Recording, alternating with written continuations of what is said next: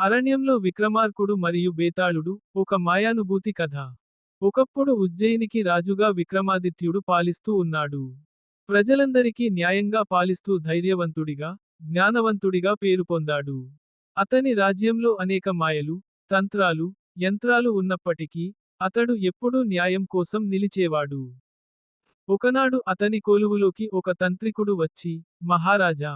నాకు ఒక మహాశక్తివంతమైన మంత్రశక్తి ఉన్న బేతాళుని అవసరం.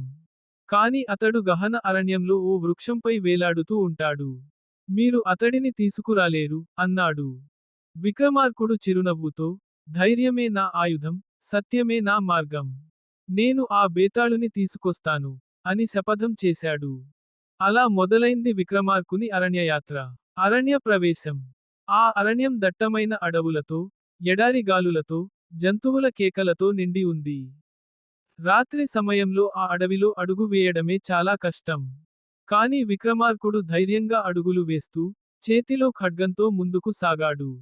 చీకటి వేళ, బలమైన గాలులు వీచుతుంటే, ఎక్కడికక్కడ భూతాలు మాదిరిగా వినిపించే శబ్దాలు, మాయసృష్టిని సూచించేవి. ఓ పెద్ద వృక్షం మీద వేలాడుతున్న బేతాళుడు కనిపించాడు. శవాన్ని బంధించిన బేతాళుడు విక్రమార్కుడిని చూసి వికటంగా నవ్వాడు. రాజా విక్రమార్క! నన్ను తీసుకుపోతావా? సరే.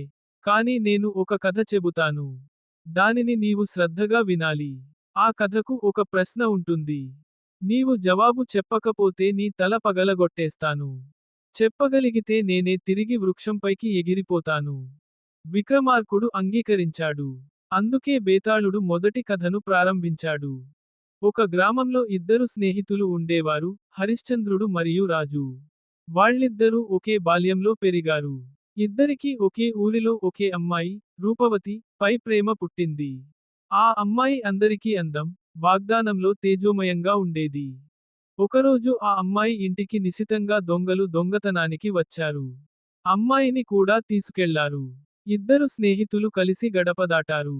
ఒకడు తన ప్రాణాలను పణంగా పెట్టి దొంగల ముఠాలోకి చొచ్చుకెళ్లాడు. మరొకడు గ్రామస్థులతో కలిసి సహాయం కోరాడు. చివరికి ఇద్దరూ కలిసి ఆ అమ్మాయిని రక్షించారు. ఆమె ఊరికి రాగానే తన తల్లిదండ్రుల అనుమతితో ఒకరిని పెళ్లి చేసుకుంది. మరొకడు వేరే ఊరికి వెళ్ళిపోయాడు. ప్రశ్న: ఎవరు ఆ అమ్మాయిని నిజంగా ప్రేమించారు? దొంగలతో పోరాడినవాడా? గ్రామస్థులతో వచ్చినవాడా?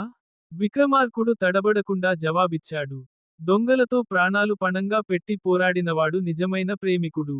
ఎందుకంటే ప్రేమ అనేది త్యాగాన్ని, ధైర్యాన్ని, కష్టాలను ఎదుర్కొనే శక్తిని చూపుతుంది. బేతాళుడు వికటంగా నవ్వి, సరే రాజా! నీ జవాబు సరైనదే.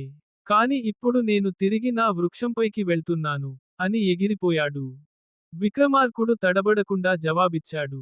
దొంగలతో ప్రాణాలు పణంగా పెట్టి పోరాడినవాడు నిజమైన ప్రేమికుడు. ఎందుకంటే ప్రేమ అనేది త్యాగాన్ని, ధైర్యాన్ని, కష్టాలను ఎదుర్కొనే శక్తిని చూపుతుంది. బేతాళుడు వికటంగా నవ్వి, సరే రాజా! నీ జవాబు సరైనదే. కాని ఇప్పుడు నేను తిరిగి నా వృక్షంపైకి వెళ్తున్నాను, అని ఎగిరిపోయాడు. ఇలా మళ్ళీ మళ్ళీ విక్రమార్కుడు ఆ శవాన్ని భుజాన వేసుకుని నడుస్తూ వస్తుంటే, బేతాళుడు మరో కథ చెబుతాడు. ఒక్కోసారి ప్రేమ, ఒక్కోసారి న్యాయం, ఒక్కోసారి ద్రోహం, ఒక్కోసారి భక్తి, ఇలా అనేక మానవ విలువల మీద ఆధారపడి ఉండేవి ఆ కథలు. ప్రతి కథలోనూ బేతాళుడు ఒక పరీక్ష వేస్తాడు. విక్రమార్కుడు ప్రతిసారి సరైన సమాధానాన్ని చెప్పి బేతాళుడిని తిరిగి తీసుకురావాలనుకుంటాడు. కాని బేతాళుడు తిరిగి ఎగిరిపోతుంటాడు. ఒకసారి బేతాళుడు ఓ కథలో ఇలా ప్రశ్నించాడు. ద్వితీయ కథ: తండ్రి ఎవరు? ఒక బిడ్డను 3 కుటుంబాలు తమదేనంటూ వాదించాయి. అందులో ఒక కుటుంబం ఆ బిడ్డను చిన్నప్పుడు దత్తత తీసుకున్నదని చెప్పింది. మరొకటి అది తన బిడ్డని చెప్పింది కాని ఆధారాలు లేవు. మూడోది బాలుడిని కాపాడినదని చెప్పింది. ప్రశ్న: ఈ బిడ్డకు నిజమైన తండ్రి ఎవరు? విక్రమార్కుడు సమాధానమిచ్చాడు. ఎవరైతే ఆ బిడ్డను కాపాడారో వారే తండ్రి. తండ్రితనం అనేది కేవలం జననం కాదుగా, బాధ్యత, ప్రేమ, సంరక్షణ ఉన్న చోటే నిజమైన తండ్రితనం ఉంటుంది. బేతాళుడు మళ్ళీ నవ్వుతూ, బహుశ్రేయస్! నీవే ధీరుడివి, అని చెబుతూ తిరిగి వృక్షంపైకి వెళ్ళిపోయాడు. ఈ కథలు ఇలా సాగుతుండగా, చివరగా బేతాళుడు విక్రమార్కుడికి ఒక కీలకమైన కథ చెప్పాడు.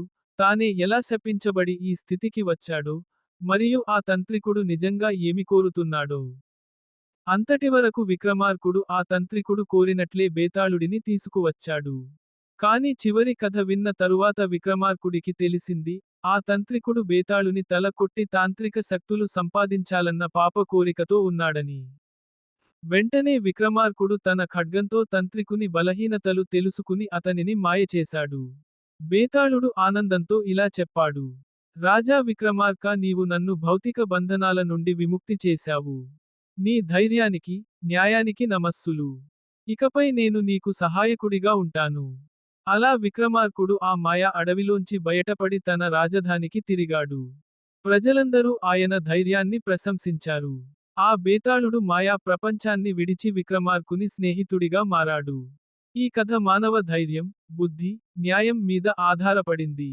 ఇది మన జీవితంలో ఎదురయ్యే మానసిక సందిగ్ధాలను, నైతిక విలువలను అర్థం చేసుకునే విధంగా తీర్చిదిద్దబడింది.